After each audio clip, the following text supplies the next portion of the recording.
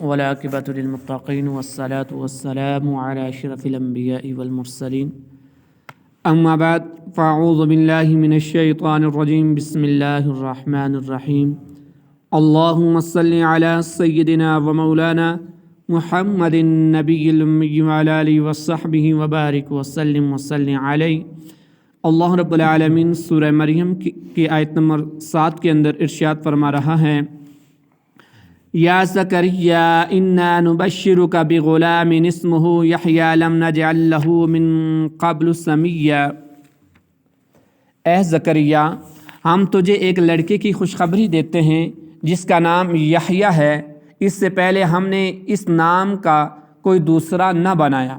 یا زکریا انا نبشرک بغلام، اے زکریا ہم تجھے ایک لڑکے کی خوشخبری دیتے ہیں۔ اللہ تبارک و تعالیٰ نے حضرت زکریا علیہ السلام کی یہ دعا قبول فرمائی اور ارشاد فرمایا ہے، زکریا ہم تجھے ایک لڑکے کی خوشخبری دیتے ہیں جو آپ کی طلب کے مطابق آپ کے علم اور آل یعقوب کی نبوت کا وارث ہوگا۔ اس کا نام یحییٰ ہے اور اس سے پہلے ہم نے اس نام کا کوئی دوسرا نہ بنایا کہ اس کا نام یحییٰ رکھا گیا ہو۔ قال رب انا یکون لی غلام وکانت امرأتی عاقرا وقد بلغت من الکبر عتیا۔ عرض کی، اے میرے رب میرے لڑکا کہاں سے ہوگا، حالانکہ میری بیوی بانجھ ہے اور میں بڑھاپے کی وجہ سے سوکھ جانے کی حالت کو پہنچ چکا ہوں۔ قال رب انا یکون لی غلام، عرض کی، اے میرے رب میرے ہاں لڑکا کہاں سے ہوگا۔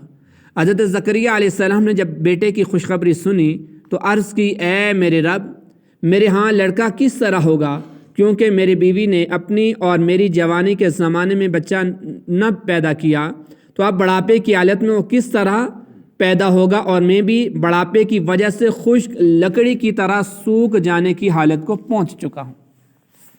یاد رہے کہ حضرت زکریا علیہ السلام کے اس طرح عرض کرنے میں اللہ تعالیٰ کی قدرت پر کسی عدم یقین کا اظہار نہیں تھا، بلکہ یہ معلوم کرنا تھا کہ بیٹا کس طرح عطا کیا جائے گا۔ کیا ہمیں دوبارہ جوانی لوٹائی جائے گی یا کہ اسی عمر میں بیٹا عطا کیا جائے گا؟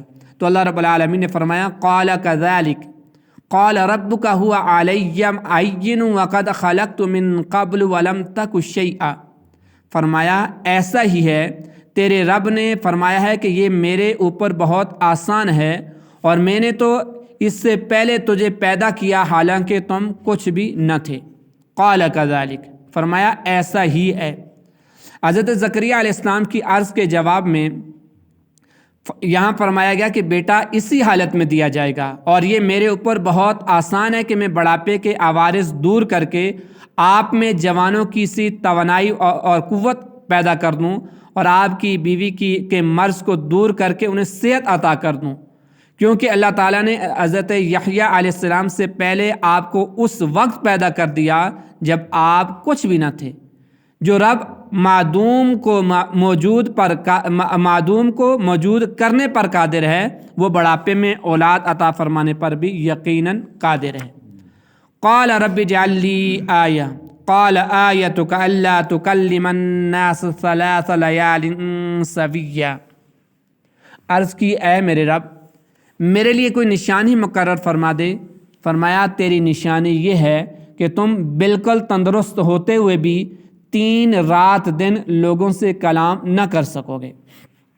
قال رب اجعل لی آیہ، عرض کی، اے میرے رب میرے لیے کوئی نشانی مقرر فرما دے۔ حضرت زکریا علیہ السلام کو جب یہ بتایا گیا کہ اسی عمر میں بیٹا عطا ہوگا تو آپ علیہ السلام نے عرض کی، اے میرے رب میری بیوی کے امید ہونے کی کوئی نشانی بتا دے تاکہ میں اس وقت سے تیری اس عظیم نعمت کا شکر ادا کرنے میں مشغول ہو جاؤں۔ تو اللہ تعالیٰ نے فرمایا کہ آپ کے لیے آپ کی زوجہ کی امید ہونے کی نشانی یہ ہے کہ آپ صحیح سالم ہونے کے باوجود اور گنگا ہونے کے بغیر 3 دن رات لوگوں سے کلام نہ کر سکیں گے۔ چنانچہ ایسا ہی ہوا کہ ان ایام میں آپ لوگوں سے کلام کرنے پر قادر نہ ہوئے، البتہ جب اللہ تبارک و تعالیٰ کا ذکر کرنا چاہتے تو زبان کھل جاتی۔ فخرج على قومه من المحراب فأوحى إليهم أن سبحوا بكرة وعشيا۔ پس وہ اپنی قوم کی طرف مسجد سے باہر نکلے تو انہیں اشارہ سے کہا کہ صبح و شام تسبیح کرتے رہو۔ فخرج علی قومہ من المحراب، پس وہ اپنی قوم کی طرف مسجد سے باہر نکلے۔ ایک دن حضرت زکریا علیہ السلام اس جگہ سے باہر نکلے جہاں وہ نماز ادا کیا کرتے تھے، اور لوگ محراب کے پیچھے انتظار میں تھے کہ آپ علیہ السلام کے لیے دروازہ کھولیں تو وہ داخل ہوں اور نماز پڑھیں۔ جب حضرت زکریا علیہ السلام باہر آئے تو آپ علیہ السلام کا رنگ بدلا ہوا تھا اور آپ گفتگو نہیں فرما سکتے تھے۔ یہ حال دیکھ کر لوگوں نے دریافت کیا، کیا حال ہے؟ آپ علیہ السلام نے انہیں اشارے سے کہا کہ صبح و شام تسبیح کرتے رہو اور عادت کے مطابق فجر اور عصر کی نمازیں ادا کرتے رہو۔ اب حضرت زکریا علیہ السلام نے اپنے کلام نہ کر سکنے سے جان لیا کہ آپ کی بیوی امید سے ہے۔ یا یحییٰ خذ الکتاب بقوۃ وآتیناہ الحکم صبیا، اے یحییٰ کتاب کو مضبوطی کے ساتھ تھامے رکھو اور ہم نے اسے بچپن ہی میں حکمت عطا فرما دی تھی۔ یا یحییٰ خذ الکتاب بقوۃ، اے یحییٰ کتاب کو مضبوطی کے ساتھ تھامے رکھو۔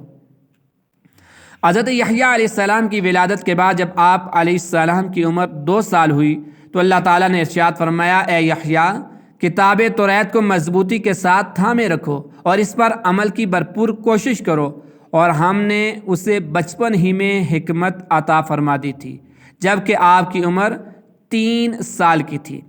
اس وقت میں اللہ تبارک و تعالیٰ نے آپ کو کامل عقل عطا فرمائی اور آپ کی طرف وحی کی تھی۔ حضرت عبداللہ بن عباس رضی اللہ تعالیٰ عنہما کا یہی قول ہے، اور اتنی سی عمر میں فہم و فراست اور عقل و دانش کا کمال اور خوارق عادت یعنی انبیاء علیہ السلام کے معجزات میں سے ہے، اور جب اللہ تبارک و تعالیٰ کے کرم سے یہ حاصل ہو تو اس حال میں نبوت ملنا کچھ بھی بعید نہیں۔ لہٰذا اس آیت میں حکم سے نبوت مراد ہے اور یہی قول صحیح ہے، اور بعض مفسرین نے اس حکمت یعنی توریت کا فہم اور دین میں سمجھ بھی مراد لی ہے۔ اور حضرت معاذ بن جبل رضی اللہ تعالیٰ عنہ سے روایت ہے کہ اللہ کے نبی علیہ السلام نے ارشاد فرمایا، اللہ تعالیٰ میرے بھائی حضرت یحییٰ علیہ السلام پر رحم فرمائے، جب انہیں بچپن کی حالت میں بچوں نے کھیلنے کے لیے بلایا تو آپ علیہ السلام نے ان بچوں سے کہا، کیا ہم کھیل کے لیے پیدا کیے گئے ہیں؟ ایسا نہیں، بلکہ ہمیں عبادت کے لیے پیدا کیا گیا ہے اور یہی ہم سے مطلوب ہے۔ جب نابالغ بچہ اس طرح کہہ رہا ہے تو اس بندے کا قول کیسا ہونا چاہیے جو بالغ ہو چکا ہے؟ اس سے معلوم ہوا کہ ہمیں پیدا کیے جانے کا اصلی مقصد یہ نہیں کہ ہم کھیل کود اور دنیاوی عیش و لذت میں اپنی زندگی بسر کریں، بلکہ ہماری پیدائش کا اصلی مقصد یہ ہے کہ ہم اللہ تبارک و تعالیٰ کی عبادت کریں۔ اسی چیز کو قرآن مجید میں اس طرح بھی بیان فرمایا گیا، افحسبتم انما خلقناکم عبثا وانکم الینا لا ترجعون، تو کیا تم یہ سمجھتے ہو کہ ہم نے تمہیں بیکار بنایا اور تم ہماری طرف لوٹائے نہیں جاؤ گے؟ یعنی اللہ انسان کو متنبہ کر رہا ہے کہ تم یہ نہ سمجھنا کہ تمہیں بیکار پیدا کیا گیا ہے اور تم ہماری طرف پلٹو گے نہیں۔ تمہیں بیکار نہیں پیدا کیا گیا، بلکہ تمہیں ایک مقصد دے کر، ایک مشن دے کر پیدا کیا گیا ہے، اور وہ مشن اور وہ مقصد کیا ہے کہ وَمَا خَلَقْتُ الْجِنَّ وَالْإِنسَ إِلَّا لِيَعْبُدُونَ۔ اللہ نے بیان فرما دیا، میں نے جن اور آدمی اس لیے بنائے کہ میری عبادت کریں، میری اطاعت کریں، میری بندگی کریں۔ انسان کو عبث اور بیکار پیدا نہیں کیا۔ اللہ تعالیٰ ہمیں فضول اور بیکار کاموں اور اخروی تیاری سے غافل کر دینے والے امور سے بچنے اور ہمیں اپنی اطاعت اور عبادت میں زندگی بسر کرنے کی توفیق عطا فرمائے۔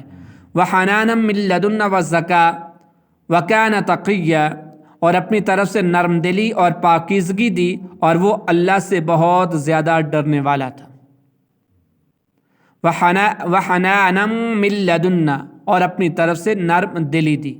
اس آیت میں اللہ تعالیٰ نے حضرت یحییٰ علیہ السلام کی 3 صفات بیان فرمائی۔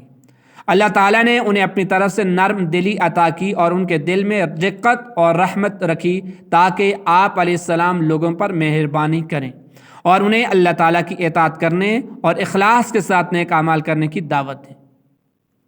دوسری چیز، اللہ تعالیٰ نے انہیں پاکیزگی دی۔ حضرت عبداللہ بن عباس رضی اللہ تعالیٰ عنہما فرماتے ہیں کہ یہاں پاکیزگی سے اطاعت و اخلاص مراد ہے، اور حضرت قتادہ رضی اللہ تعالیٰ عنہ فرماتے ہیں کہ پاکیزگی سے مراد عمل صالح ہیں۔ اور تیسری چیز، وہ اللہ تعالیٰ سے بہت زیادہ ڈرنے والا تھا۔